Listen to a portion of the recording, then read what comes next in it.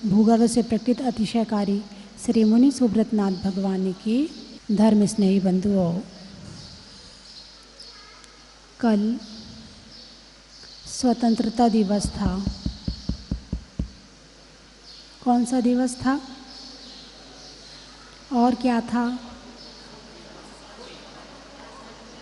पार्श्वनाथ भगवान का मोक्ष कल्याणक था।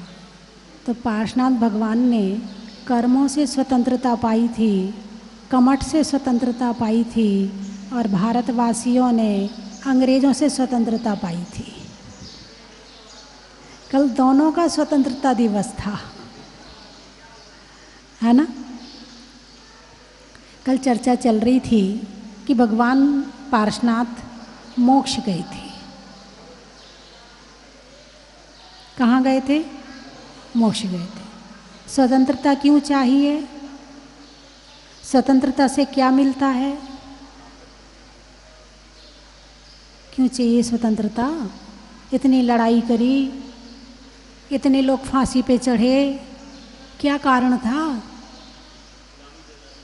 गुलामी से आज़ादी, यानी पराधीनता नहीं चाहिए, स्वाधीनता चाहिए। क्या चाहिए? स्वाधीनता में सुख है और पराधीनता में दुख है। इसलिए अंग्रेज़ों को भगाया और स्वाधीनता प्राप्त करी। तो भगवान महावीर, भगवान पार्श्वनाथ ने जो मोक्ष प्राप्त किया वो किसके लिए? स्वाधीनता के लिए या पराधीनता के लिए? स्वाधीनता के लिए। तो क्या वो स्वाधीन हुए? अभी आप स्वाधीन हैं कि पराधीन हैं? अभी आप स्वाधीन हैं या पराधीन हैं? पराधीन। पराधीनता किसकी है आप में? परिवार है, वो अपने हिसाब से चलाते हैं, ऐसे नहीं करना, ऐसा करना। वो अपने हिसाब से चलाता है, ये नहीं खाना, ये मत खाया करो, मना किया ना 10 बार, फिर भी खा लेते हो। खाना तुम्हारे हिसाब से नहीं है, पीना तुम्हारे हिसाब से नहीं है, हैं? मतलब पराधीन जिंदगी है। पहले अंग्रेज़ों के पराधीन थे। अरे बोलिए ना। अच्छा चलो, अब उनको भी छोड़ो। आपके घर वाले आपसे कुछ नहीं कहते हैं, आप जैसा चाहे वैसा करें, तब तो आप स्वतंत्र हैं? तब भी स्वतंत्र नहीं है। आपके घर वाले आपसे कुछ भी नहीं कहते हैं, तब तो स्वतंत्र है ना आप? थोड़ी खोज करो, स्वतंत्रता है क्या? घर वाले भले कुछ ना कहें, पड़ोसी कुछ ना कहे, बाहर वाले कुछ ना कहें, लेकिन कर्म तो कहते ही कहते हैं। कोई पराधीन करे ना करे, हम कर्मों के अधीन तो हैं ही हैं। कर्म कहता है खाओ तो हम खाते हैं, कर्म कहता जाओ तो हम जाते हैं, कर्म कहता हंसो तो हम हंसते हैं, कर्म कहता रो तो हम रोते हैं। कर्मों से पराधीन है। तो भगवान पार्श्वनाथ ने कर्मों से स्वतंत्रता पा करके स्वाधीन आत्मा की वृत्ति पाई थी। आज वो बिल्कुल स्वतंत्र है। उनके ऊपर किसी का शासन नहीं है, ना कर्मों का, ना परिवार का, ना पड़ोसी का, ना बाहर वालों का, ना अंग्रेज़ों का। उनके ऊपर किसी का शासन नहीं है। हमने अंग्रेज़ों से तो स्वतंत्रता पा ली, मगर कर्मों से स्वतंत्रता कब पाएंगे? थोड़ा सा अब ये भी विचार करना है। तो मोक्ष, मोक्ष कौन कौन जा सकता है? 4 गति में से कहाँ कहाँ से मोक्ष है? नरक से। कहाँ कहाँ से मोक्ष है? नरक गति से नहीं, स्वर्ग से। स्वर्ग से भी नहीं जा सकते मोक्ष, वहाँ तो बड़ा सुख है। मोक्ष तो मिलना चाहिए और वहाँ से तो पास भी पड़ेगा। एक बार मैं शिखर जी की वंदना कर रही थी जब, तो पीछे कुछ लोग आ रहे थे, तो आपस में दोनों चर्चा कर रहे हैं। बोले पता है सारे तीर्थंकर सब में शिखर से मोक्ष क्यों जाते हैं? बोला, दूसरा बोला नहीं, बोले यहाँ से शॉर्टकट पड़ता है। मोक्ष जाने में भी शॉर्टकट ढूंढ रहे हैं। तो स्वर्ग से तो और ज़्यादा पास है मोक्ष, यानी कि यहाँ से तो फिर भी दूर है, स्वर्ग से तो मोक्ष पास में, तो वहाँ से तो जा सकते हैं, हैं? नहीं जा सकते हैं। तो पशु गति से सिद्धालय में निगोदिया भी रहते हैं। जो निगोदिया जीव शब्द तो सुना होगा ना, निगोदिया, निगोद के जीव, इतर निगोद के जीव सिद्धालय में भी रहते हैं। तो वहीं के वहीं मोक्ष जा सकते हैं क्या? अरे सिद्धालय में ही रहते हैं तो क्या सिद्ध भगवान जैसा सुख प्राप्त कर सकते हैं? स्थान में रहने से सुख की प्राप्ति नहीं होती है। भले तुम निगोदिया वन के सिद्धालय जा चुके हो, लेकिन जन्म मरण तो अभी खत्म, और ये कब तक नहीं होगा? जब तक मोक्ष की प्राप्ति नहीं होगी, जब तक कर्मों का नाश नहीं होगा। ना तिर्यंच गति से मोक्ष है, ना मनुष्य ना नरक गति से मोक्ष है, ना देवगति से मोक्ष है। मोक्ष केवल मनुष्य गति से है। कोई कारण बता सकता है क्यों? मैंने भी बड़ा सोचा, बहुत सोचा कि मनुष्य गति से ही मोक्ष क्यों होता है, अन्य गति से क्यों नहीं होता है। बड़ा चिंतन किया, बड़ा मनन किया। हालांकि शास्त्र में इसका कोई लॉजिक नहीं लिखा है, केवल इतना ही लिखा है कि यहाँ से जा सकते हैं और यहाँ से नहीं जा सकते, केवल इतना ही लिखा है, इससे ज़्यादा नहीं लिखा है। तो बड़ा विचार किया कि कारण क्या है, तब समझ में जो मुझे आया वो मैं आपको बताती हूँ। जब ज़्यादा दुख हो तब भी आदमी धर्म नहीं करता, दुख में दुखी हो जाता है, इतना दुखी हो जाता कि उसे धर्म याद नहीं आता, यानी दुख की तीव्रता धर्म नहीं करने देती है। ज़्यादा सुखी हो तो भी भगवान की याद नहीं आती है, तो भी धर्म नहीं करता है, मस्त रहता है अपने सुखों में। दुख वाला अपने दुख में रो रहा है और सुख वाला अपने सुख में मस्त है, वो भी धर्म नहीं करता, वो भी धर्म नहीं करता। त्रियंचों की बात करें तो उनमें योग्यता नहीं है, लेकिन मनुष्यों में सुख भी है दुख भी है। नरक में दुखी दुख है, स्वर्ग में सुखी सुख है, और मनुष्य गति में सुख भी है और दुख भी है। तो यहाँ भान हो सकता है, यहाँ मंदता आ सकती, जब दुख है तो सही, लेकिन अभी मंद अवस्था में है। मान रहे कि हम दुखी हैं, सुख का रास्ता खोजना है मुझे, वो धर्म करेगा, और वो धर्म करके वो मोक्ष की प्राप्ति कर सकता है। पंचम काल में मोक्ष नहीं हो सकता, उसका कारण क्या? मनुष्य तो बन गए मगर मोक्ष नहीं हो सकता। उसका कारण क्या है? उसका कारण ये है कि इतना सहनन नहीं है कि उतनी तपस्या कर सकें जिससे मोक्ष प्राप्त हो सके। शरीर में इतना सहनन नहीं है, पहली बात। दूसरी बात, मानसिक विचारों की गिरावट है। आप कभी अकेले में बैठ के देखना, कभी ऊपर की तरफ विचार नहीं जाएंगे, नीचे की तरफ जाएंगे। यदि ऊपर की तरफ ले जाना है तो बड़ी मेहनत करनी पड़ती है। तो इसीलिए पंचम काल में भी मोक्ष की प्राप्ति नहीं होती, और छठे काल में तो हो ही नहीं सकती। रही बात शुरू के 3 काल, भोग भूमि होती है। भोग भूमि में सब अपने भोगों में लगे रहते हैं, उन्हें फुर्सत ही नहीं है मोक्ष वोक्ष की, कि सोचें, कुछ विचारें कि मोक्ष क्या है। उन्हें कुछ दिमाग में ही नहीं, वो तो आराम से अपने खाते पीते घूमते फिरते अपने आराम से रहते हैं। उन्हें मोक्ष जाने का कोई ऐसा विकल्प नहीं होता, इसलिए उसमें भी नहीं होती। तो मोक्ष केवल चतुर्थ काल में होता है और केवल मनुष्यों को होता है। बात समझ में आ गई? चलिए अगली बात करते हैं। सुख क्या है? सुख की परिभाषा बताओ।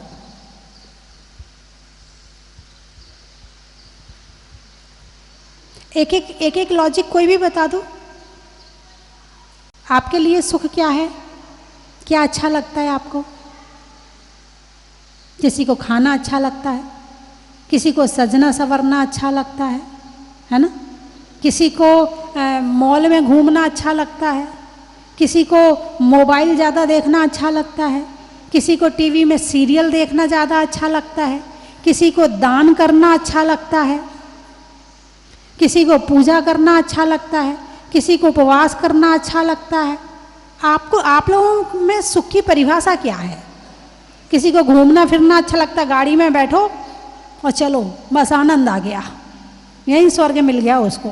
किसी को अच्छा भोजन मिल जाए, आ हा हा हा, आनंद आ गया है।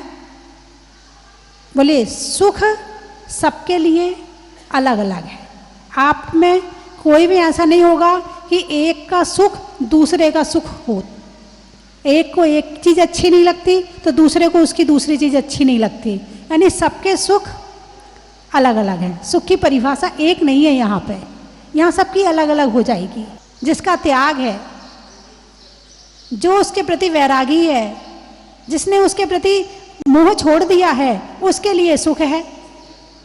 और जिसने व्यसन बना लिया है उसके लिए सुख है, और जिसने छोड़ दिया है उसके लिए वो दूसरा सुख है।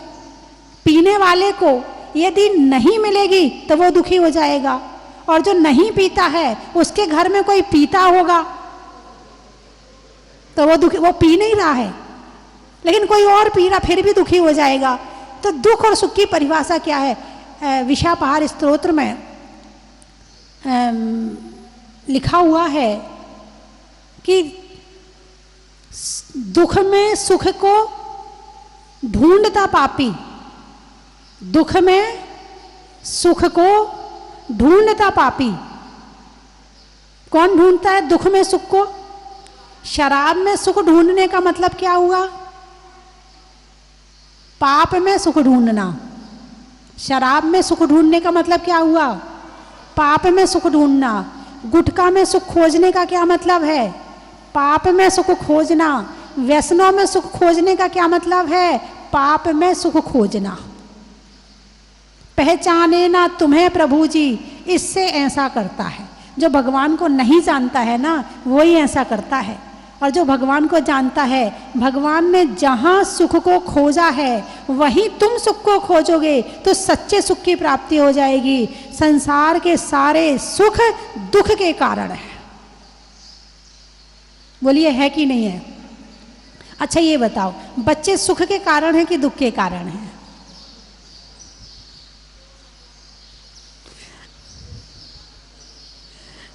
बोलिए ना, बच्चे सुख के कारण हैं कि दुख के कारण हैं? दोनों कारण है। शहद लिपटी तलवार है, शहद लिपटी तलवार जैसे कि जीभ पर रखे, शहद चाटने के लिए तलवार को जीभ पर रखा जाए और उसे जैसे चम्मच यूं घुमाते हैं, वो तलवार घुमाई जाए तो क्या होगा? मीठे का स्वाद भी आएगा और जीभ भी कट जाएगी। मीठे का स्वाद भी आएगा और जीभ भी कट जाएगी। बस घर और गृहस्थी यही है। वो थोड़े से मीठे के चक्कर में जीभ कटने के दुख को सहन कर लेते हो, और जो उस दुख को सहन नहीं करता है, जो मीठे का सुख छोड़ देता है, वो छोड़ के चला आता है बाहर, निकल जाता है इस चक्रव्यूह से बाहर कि मुझे इसमें नहीं फंसना है, मुझे तो इस चक्रव्यूह से बाहर निकलना है। और इस चक्रव्यूह से निकलकर जो मोक्ष जा चुके हैं उनका नाम है भगवान, उनका नाम है तीर्थंकर, उनका नाम है परमात्मा, उनका नाम है ईश्वर। उन्हें ना तुम्हारे सुख की जरूरत है ना तुम्हारे दुख की जरूरत है। तुम तो दुख के बिना दुखी हो जाते हो। अरे बोलिए ना, यदि दुख ना मिले तो दुखी हो जाते हो। मैं सही बोल रही हूं? हैं? दुख ना मिले, आप कुछ भ्रम में तो नहीं पड़ गए? अच्छा बताओ, मोबाइल सुख का कारण है कि दुख का कारण है? वो भी तो नहीं है। भगवान ने उसको एक ही कारण माना है, दुख का, इसलिए छोड़ दिया। तुम उसको दोनों कारण मानते इसलिए छोड़ नहीं पाते हो। घर गृहस्थी को जो दोनों का कारण मानता रहेगा वो उसको पकड़ा रहेगा, और जो उसको केवल दुख का कारण मान लेगा वो उसको छोड़ देगा। जबकि दुख का ही कारण है, दुख का ही कारण है। संसार के कोई सुख देख लो, हर सुख के साथ एक दो दुख फ्री में मिलते हैं, एक के साथ दो फ्री। अब बच्चे के सुख चाहिए तो उनका जवाब सुनने का दुख, तैयार रहो। वो अपनी मनमर्जी से चलेंगे और तुम उन्हें कुछ कह ना पाओ, वो दुख सहन करने को तैयार रहो तो ठीक है। और यदि दुख नहीं चाहिए तो सुख को भी छोड़ना पड़ेगा। संसार के दुख नहीं चाहिए तो सुख छोड़ना पड़ेगा। संसार के सुख छोड़ोगे तो दुख छूटेंगे।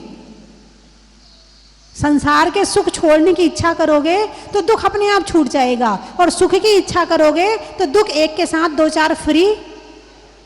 जैसे अंग्रेजी दवाई होती ना, एक दवाई के साथ 4 दवाई और खानी पड़ती है, क्योंकि वो दूसरी बीमारी पैदा कर देती है, फिर दूसरी वाली 2 और पैदा कर देती है। लगे रहो, खाते रहो, और वो बीमारियां बुलाती रहती है। बस यही संसार है। तो सुख क्या है और दुख क्या है, और सच्चा सुख क्या है? भगवान के दर्शन करके आपने क्या देखा? काय की शांति मिली, यही नहीं पता कि उनको क्या मिल रहा है, यहां बट क्या रहा है। पहले तो ये बताओ, क्या लेने आते हो यहां पर? प्रभु की भक्ति करने आते हैं। क्यों करते हो प्रभु की भक्ति? सुख प्राप्त करने के लिए। कौन सा वाला सुख? संसार वाला सुख या भगवान वाला सुख? 2 तरह के भक्त आते हैं यहां पर। एक वो वाले भक्त होते हैं, भगवान जो तुमने छोड़ दिया वो मुझे मिल जाए। समझे? कुछ नहीं समझे? एक वो भक्त होते हैं जो तुमने छोड़ दिया है वो मुझे मिल जाए, और दूसरे भक्त होते हैं भगवान जो तुमने पाया है वो मुझे मिल जाए। आप कौन से वाले हैं? वही वाले, दूसरे वाले? हाँ, फिर तो ठीक है, फिर तो ठीक है। यदि दूसरे वाले फिर तो ठीक है। तो बंधुओं, सुख और दुख को भी समझना बड़ा मुश्किल है। संसार के सुख को जो समझ लेगा वो संसार को छोड़ देगा। अभी अच्छे से समझा नहीं है, इसीलिए 24 घंटे प्रयास में लगे रहते हैं। इसके बाद ये चाहिए, इसके बाद ये चाहिए, इसके बाद इसका टाइम हो गया, अब इसके खाने का टाइम हो गया, अब फल का टाइम हो गया, फ्रूट का टाइम हो गया, अब चाय का टाइम हो गया। लगे रहते 24 घंटे बिल्कुल। और जिसने इसे दुख मान लिया है, अरे क्या है, सारे दिन खाओ खाओ खाओ खाओ, कब तक खाएं भगवान? आज तक पेट नहीं भरा, कब से खा रहे हैं और कब तक खाते रहेंगे? क्या केवल खाने को पैदा हुए हैं? भगवान क्षुधा रोग विनाशनाय चढ़ाते नहीं चढ़ाते? नैवेद्यम निरपामति स्वाहा करते नहीं करते? रोग है, रोग बीमारी है। तो बंधुओं, समय हो गया, बंद करूं? हमारी अम्मा जी को जाना है। नहीं, अम्मा जी को नहीं जाना, अम्मा जी तो यहीं के लिए आई हैं, और बहुत 94 आप देख रहे हैं उम्र, आने में सक्षम नहीं थी। लेकिन नहीं, मुझे तो जहाजपुर जाना है, नहीं मुझे तो जहाजपुर अम्मा जी। और ऐसी एक और बात कह दूं मैं,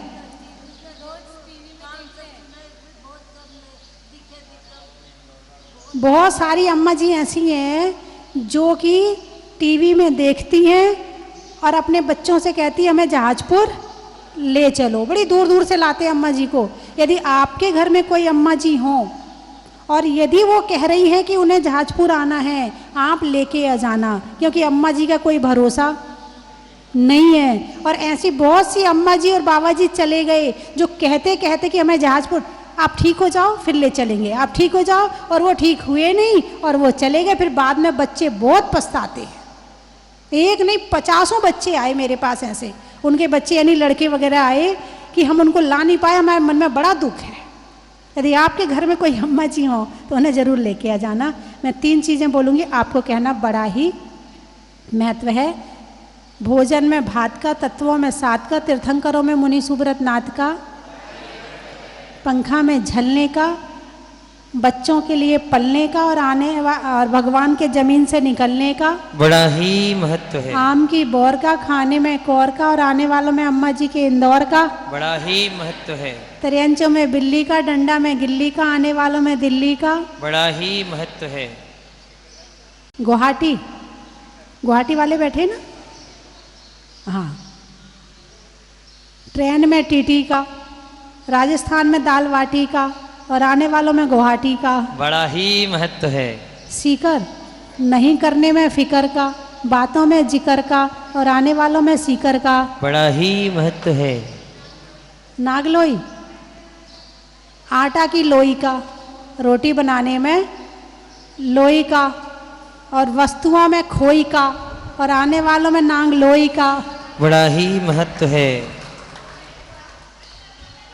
अलवर, अलवर वाले बैठे, कल चले गए थे, बस आई थी अलवर से कल। अच्छा, आप अलग आए हो। पक्षी में पर का, शरीर में सर का और आने वालों में अलवर का बड़ा ही महत्व है। भोपाल, पूछने में हाल का, भोजन में दाल का और आने वालों में भोपाल का बड़ा ही महत्व है। कुशलगढ़, वृक्षों में बड़ का, बड़ की जड़ का और आने वालों में कुशलगढ़ का बड़ा ही महत्व है। मेदवाड़ा है, रहने के लिए बाड़ा का, जनवरी में जाड़ा का और आने वालों में मेदवाड़ा का बड़ा ही महत्व है। दीमापुर, गाने में सुर का, नृत्य में नूपुर का, आने वालों में दीमापुर का बड़ा ही महत्व है। इंदौर, जिले में महापौर का, अंगुली में पौर का और आने वालों में इंदौर का बड़ा ही महत्व है। जोधपुर, रिश्तों में ससुर का, देवों में असुर का और आने वालों में जोधपुर का बड़ा ही महत्व है। और वहाँ से भी आए थे क्या कहते, नवादा, नवादा वाले बैठे, घर में दादा का, करने में वादा का और आने वालों में गुणावा, नवादा बिहार का बड़ा ही महत्व है। ब्यावर, वर्णावत, लिखने में खत का, मकान की छत का और आने वालों में वर्णावत का बड़ा ही महत्व है। ब्यावर, ब्यावर, दवाइयों में डावर का, दवाइयों में डावर का और गाँव में सावर का और आने वालों में ब्यावर का बड़ा ही महत्व है। बेंगलोर, जंगल में मोर का, बच्चों में शोर का और आने वालों में बेंगलोर का बड़ा ही महत्व है। हो गए सारे। कलकत्ता रह गया, कैसे रह सकता है। पान के पत्ता का, पान के पत्ता का, मधुमक्खी के छत्ता का और आने वालों में कलकत्ता का बड़ा ही महत्व है। खेकड़ा, भोजन में बड़ा का, गर्मी में घड़ा का और आने वालों में खेकड़ा का बड़ा ही महत्व है। चेन्नई, महीनों में मई का, रजाई में रुई का और आने वालों में चेन्नई का बड़ा ही महत्व है। बड़ौत, हरियाणा, पूरे देश के हैं। हाँ हाँ पूरे हाँ, राज्य हाँ, के। हाँ। आपको पूरे हरियाणा का बता दूं, आप कहाँ से आए हैं। गोहाना का बताऊंगी ना फिर हैं। रिश्तों में नाना का, रिश्तों में नाना का, पुर्जों में पाना का और आने वालों में हरियाणा गोहाना का बड़ा ही महत्व है। हो गया। बोले 24 भगवान की। और मैं रोज प्रवचन सुनूं तो अभी भाव ऐसा जागया कि सब कुटुंब के साथ जाऊं और दर्शन करके आऊं। पर दर्शन की तो ऐसी लालसा लग रही थी जब से टीवी देखने लगी कि हाँ, तो जब से दर्शन कर करके आऊँ पर आज थोड़ा नज़दीक से देखा तो थोड़ा मन वो हुए, और माता जी की संध्या में सबसे वो हुए तो बहुत अच्छा लगे मैंने, और बहुत वो हुए सबसे दे देने। पंच कल्याण में हमने अपनी माता जी को भी भेज दिया था यहाँ पे, जहाजपुर के पंच कल्याण जब हुए थे तब से आने की बहुत इच्छा थी, लेकिन आ नहीं पा रहे थे। इसलिए लॉकडाउन के खुलने के बाद जैसे ही मौका मिला हम सब परिवार यहाँ पे उपस्थित हुए और माता जी के सानिध्य में हमने अभिषेक किया, उससे बहुत आनंद आया हमें। हम माता जी से ऐसा आशीष चाहते हैं कि जल्दी से जल्दी हर साल में कम से कम 2-3 बार यहाँ हम आए।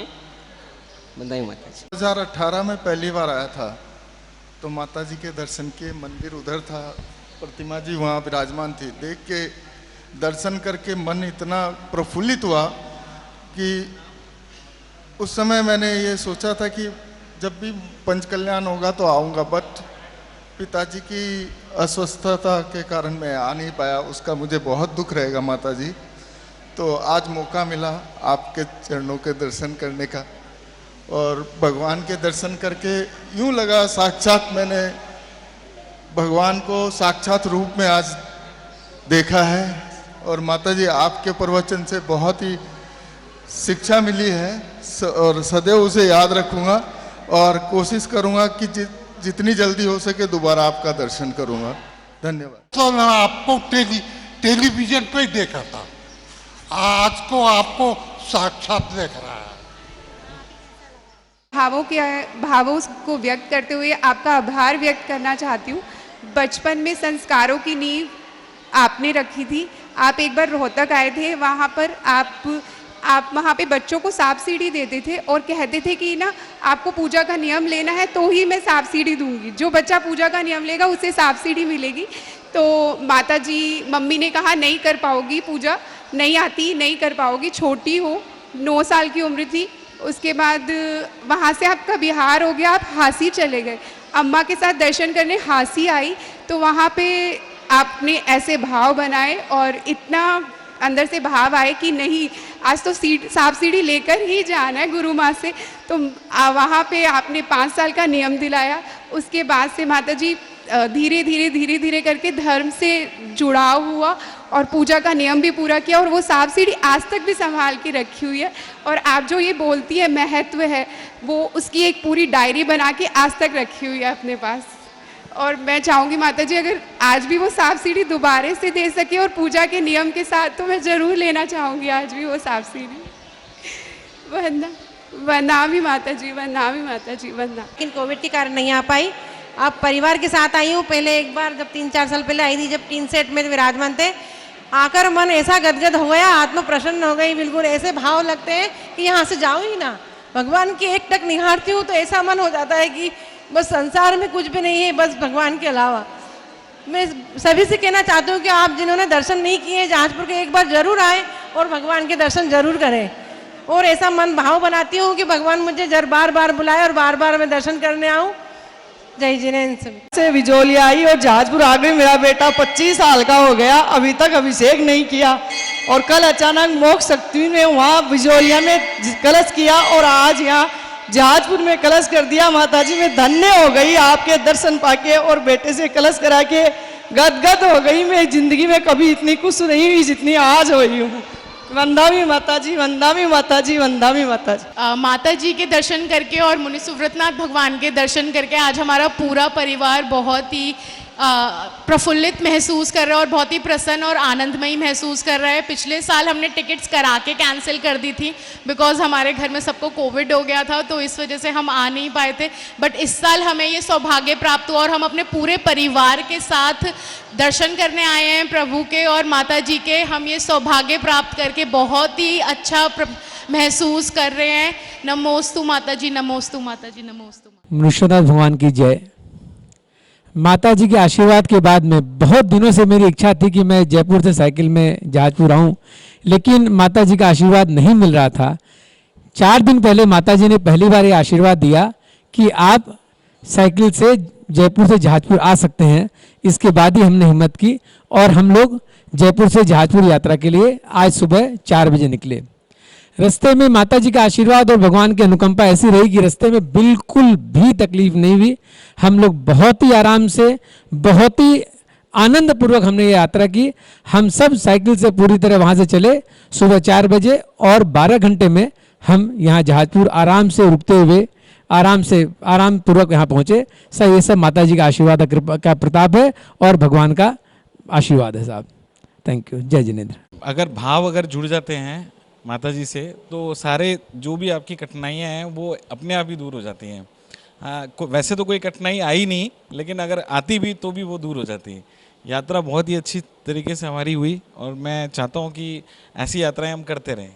धन्यवाद। जो इतने लंबा सफ़र हमने पार कर लिया, नहीं तो मेरे हिसाब से मुझसे तो संभव नहीं हो पाता। आज जैसा सब जानते हैं स्वतंत्रता दिवस है और माता जी के आशीर्वाद से आज हमने पूरे 180 किलोमीटर किए।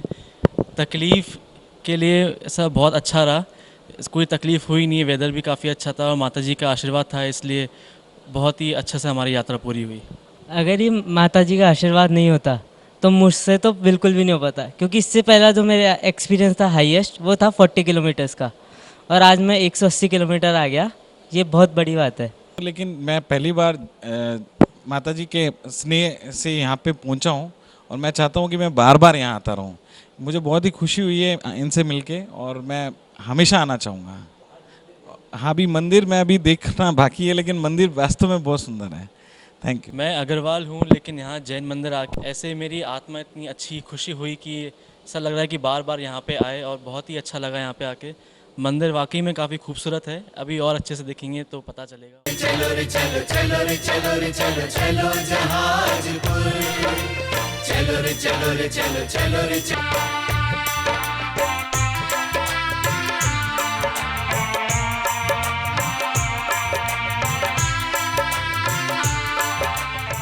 जय जिनेंद्र बंधुओं, एक बार पुनः स्वस्ति धाम के आंगन में खुशियों की बरसात हो रही है। अवसर आया है परम पूज्य स्वस्ति धाम प्रणेता गणनियारिका स्वस्ति भूषण माता जी का 26वां मंगलमय वर्षा योग स्वस्ति धाम जहाजपुर में भूगर्भ से प्रकटित मुनीश्वरनाथ भगवान की पावन छत्र छाया में हो रहा है। बंधुओं, चातुर्मास कलश की स्थापना हो चुकी है। मुख्य कलश के साथ साथ 4 अन्य कलशों की स्थापना की गई है, जिनमें स्वस्ति कलश कुल 108 होंगे, जिसमें प्रत्येक की न्योछावर राशि 11,000 रुपये है। ज्ञान कलश 51 होंगे, जिसमें प्रत्येक की न्योछावर राशि 21,000 रुपये हैं। सन्मति कलश 31 होंगे, जिसमें प्रत्येक की न्योछावर राशि 51,000 रुपये हैं। और मुनीश्वरनाथ कलश कुल 21 होंगे, जिसमें प्रत्येक की न्योछावर राशि 1,11,000 रुपये हैं। बंधुओं, जो मुख्य कलश होगा वो लक्की ड्रा के द्वारा निकाला जाएगा।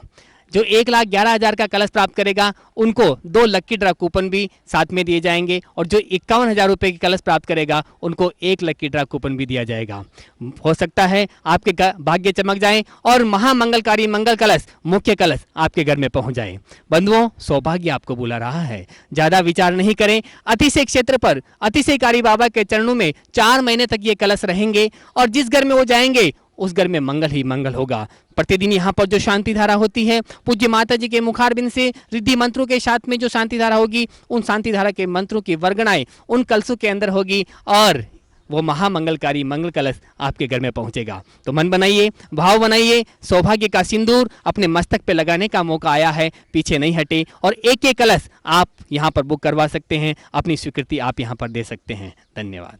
कंचन की थाल को सजाओ रे आज, रत्नों की थाल को भर लाओ रे आज।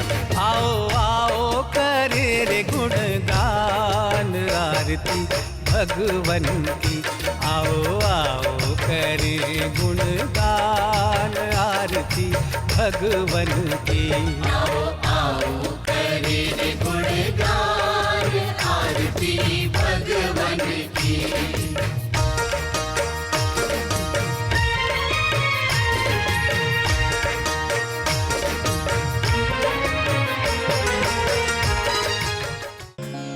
परम विदुषी लेखिका गणिनी आरिका रत्न श्री 105 स्वस्ति भूषण माता जी, जिन्होंने मात्र 20 वर्ष में 100 से भी अधिक किताबें लिखकर जैन समाज को अनूठा योगदान दिया है।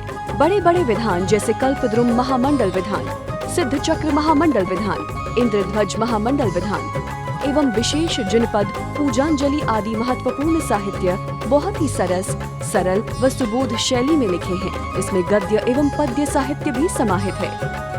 इन महान साहित्यों को पढ़कर आप भी अपने ज्ञान का विकास कर सकते हैं। साहित्य प्राप्त करने हेतु आज ही संपर्क करें। संपर्क सूत्र 7906062500 98683 45768।